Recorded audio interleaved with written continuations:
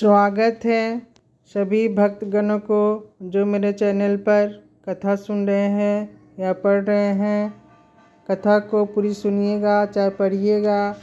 बहुत बहुत धन्यवाद है मेरे कथा सुनने के लिए। मेरे चैनल पे सभी दर्शकगण को बहुत बहुत धन्यवाद है। यह अध्याय माघ मास के पुण्य स्नान, दान और भक्ति के महत्व को उजागर करता है।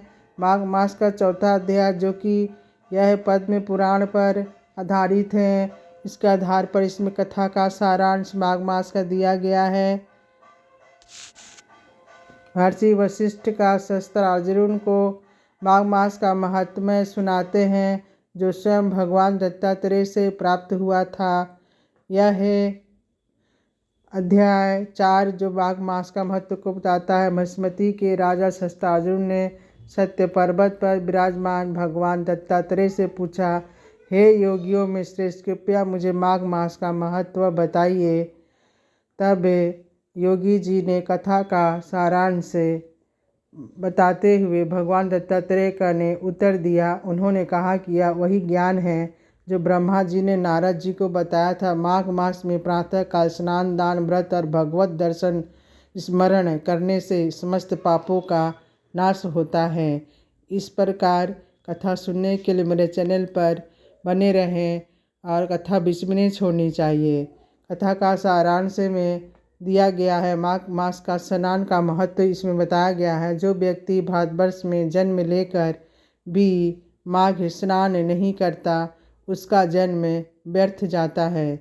यह शरीर यदि माघ स्नान के बिना ही रह जाए तो उसकी रक्षा का कोई लाभ नहीं है।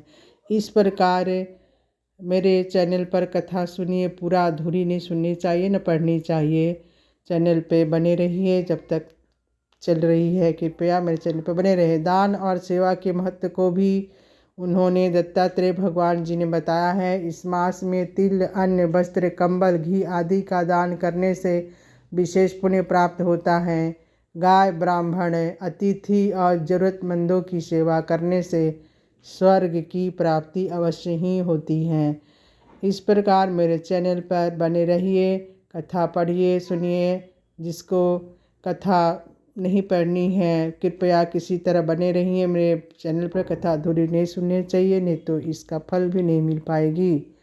भगवत भक्ति और जप, भगवान विष्णु का नाम जप, कीर्तन और ध्यान करने से आत्मा शुद्ध होती है और मोक्ष की प्राप्ति होती है।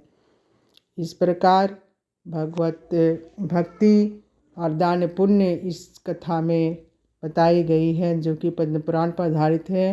कृपया सब्सक्राइब कीजिएगा मेरे चैनल को। बहुत बहुत धन्यवाद है कथा सुनने के लिए। कथा को अधूरी नहीं सुननी चाहिए ना अधूरी पढ़नी चाहिए। बहुत बहुत धन्यवाद है बने रहने के लिए।